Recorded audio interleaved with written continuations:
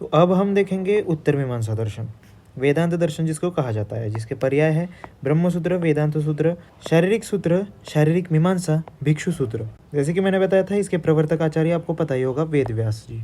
और वेद व्यास जी को ही हम बादरायण भी कहते हैं, ऐसा उल्लेख दिया है। और व्यास पराशर के पुत्र थे। देखिए अभी वेदांत का शब्द क्या है, वेद प्लस अंत, इसी से बनता है वेदांत, मतलब वेदों का अंत, वेदों का अंतिम भाग। वेदों के अंतिम भाग को ही हम उपनिषद कहते हैं। और वेदांत दर्शन में जितने विषयों का वर्णन है उनका मूल उपनिषद है। और यहाँ पर सीक्वेंस दिया है कि वेद अध्ययन करते समय सर्वप्रथम हमें संहिताओं को पढ़ना चाहिए, संहिताओं का अध्ययन करना चाहिए।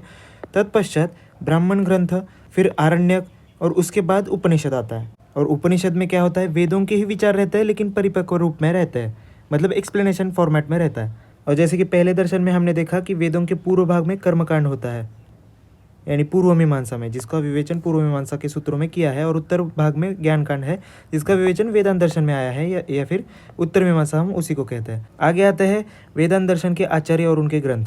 वेद व्यास जी है, महर्षि वेद व्यास, आपको पता होगा, वेदांत सूत्र, इसी को उत्तर मीमांसा सूत्र भी कहा जाता है, इसीलिए ये प्रवर्तक आचार्य है। और आगे आता है कि वेदांत दर्शन पर कई भाष्य लिखे गए हैं। इनमें से कुछ दिए हैं कि शंकर नाम के कोई आचार्य, उन्होंने अद्वैतवाद समझाया। रामानुज नाम के आचार्य थे, तो उन्होंने विशिष्टाद्वैतवाद समझाया।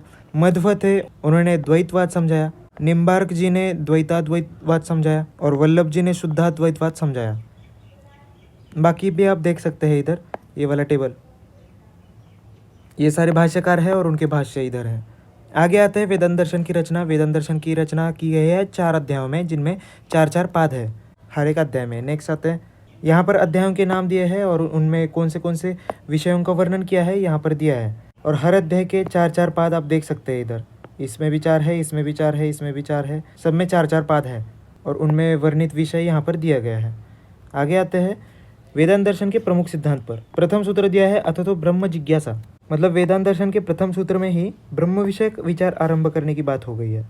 मतलब ब्रह्म क्या है, उसका स्वरूप क्या है, तो इसका सारा वर्णन है। और ब्रह्म को ही जगत की उत्पत्ति, स्थिति और प्रलय, इनका कारण बताया गया है।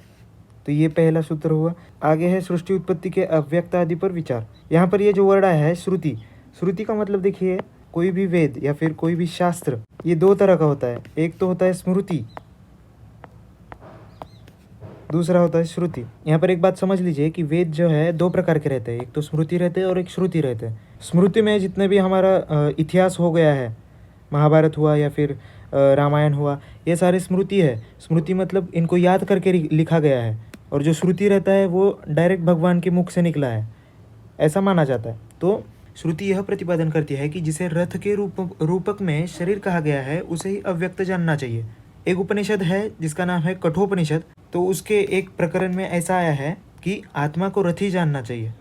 आत्मा मतलब देखिए, यहाँ पर अर्जुन आप देख सकते हैं, उसे हम आत्मा मान लेते हैं, शरीर को रथ मान। ये यहाँ पर जो ग्रीन कलर से किया है वो सारा शरीर है, ऐसा मान लीजिए। बुद्धि को सारथी कहते हैं। यहाँ पर देखिए कृष्ण भगवान का पीला कलर है, तो उसको बुद्धि मानना चाहिए। मन को लगाम मानना चाहिए, जो बुद्धि के हाथ में है। मतलब श्री कृष्ण के हाथ में लगाम है, तो मन हमारा बुद्धि के हाथ में है, ऐसा। और जो रेड कलर के घोड़े दिख रहे हैं वो उनको इंद्रिय मानना चाहिए। और जो हमारे इंद्रिय विषय है उनको घोड़ों का चारा बोलना चाहिए। तो अब इन सब को अव्यक्त जानना चाहिए, ऐसा तो कहते हैं यहाँ पर। फिर आगे कहता है कि कारण शरीर को अव्यक्त कहा गया है, लेकिन स्थूल शरीर व्यक्त होता है, अतः उसे अव्यक्त कहना उचित नहीं है। और कारण शरीर सूक्ष्म होता है, इसलिए उसको अव्यक्त कहा जा सकता है। आगे कहते हैं सांख्य दर्शन ने प्रकृति को सृष्टि निर्माण का कारण माना है, परंतु वेद ऐसा नहीं मानते, क्योंकि वेदों का मानना है कि प्रकृति शक्ति रूप है, जो कि परमात्मा के अधीन होती है। मतलब यही है कि शक्ति युक्त वस्तु, मतलब परमात्मा से शक्ति का भिन्न अस्तित्व नहीं है, इसलिए शक्ति युक्त परमात्मा ही सृष्टि का कारण है। ऐसा कौन सा दर्शन मानता है? वेदांत दर्शन मानता है। हम अभी वेदांत दर्शन देख रहे हैं, लेकिन सांख्य दर्शन का भी यहाँ पर वर्णन आया है कि सांख्य दर्शन ने प्रकृति को ही सृष्टि का कारण माना है। हमने देखा था वो प्रकृति प्लस पुरुष। आगे तीसरा प्रमुख सिद्धांत देखते हैं, मृत्यु पश्चात जीवात्मा की स्थिति कौन सी होती है।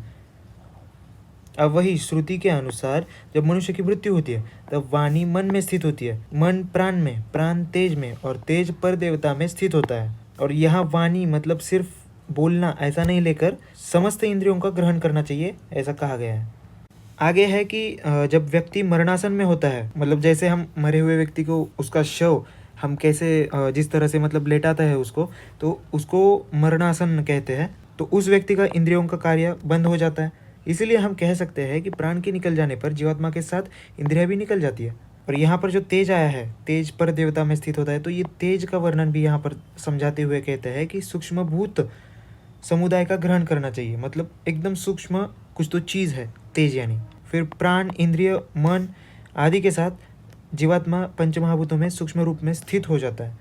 अब जैसे कि हमने पहले देखा कि कठोपनिषद में इसी को रथ का नाम दिया है, मतलब शरीर को रथ कहा गया है। तो इस तरह से जीवात्मा स्थूल शरीर से निकलकर सूक्ष्म शरीर में स्थित हो जाती है। फिर कर्मफल के अनुसार परमात्मा के विधान से वो दूसरे शरीर में चली जाती है। अब बाद में यह भी कहा है कि यह गति साधारण मनुष्य की होती है, मतलब दूसरे शरीर में जाना ये साधारण मनुष्य का काम है। अब जिन्होंने जप किया है, तप किया है, वो ब्रह्मवेत्ता ब्रह्मलोक में स्थित होते हैं। ज्ञानी महापुरुष ब्रह्मवेत्ता ही कहलाते हैं ना। तो मोक्ष नाड़ी का आश्रय लेकर सूर्य की रश्मियों के द्वारा सूर्यलोक में जाते हैं, वहाँ से ब्रह्मलोक।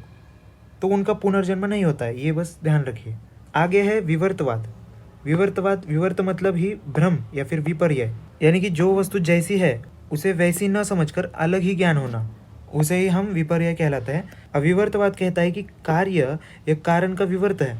जैसे कि हमने पहले देखा था कि कार्य कारण का वास्तविक रूपांतर होता है, तो ये बात कहता है कि ऐसा नहीं है, ऐसा नहीं होता है, परंतु सत्य कुछ और है। मतलब हमें ऐसा लग रहा है कि कारण का कार्य रूप में परिवर्तित मतलब होना ये आभास मात्र है, बस ये लग रहा है, लेकिन वैसा नहीं है, सत्य कुछ और ही है, ऐसा ये कहना चाहते हैं। अब ऐसे ही ये कहते हैं कि विश्व ब्रह्म का रूपांतर न होकर केवल ब्रह्म यानी विवर्त है। मतलब हम जो जी रहे, हम जो देख रहे, हम खा रहे, पी रहे, ये मैं हूँ, ये आप हो देखने वाले, ये सब एक भ्रम मात्र है।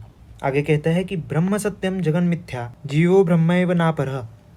इसका यही अर्थ है कि ब्रह्म एक ही सत्य है, बाकी जगत सारी मिथ्या है।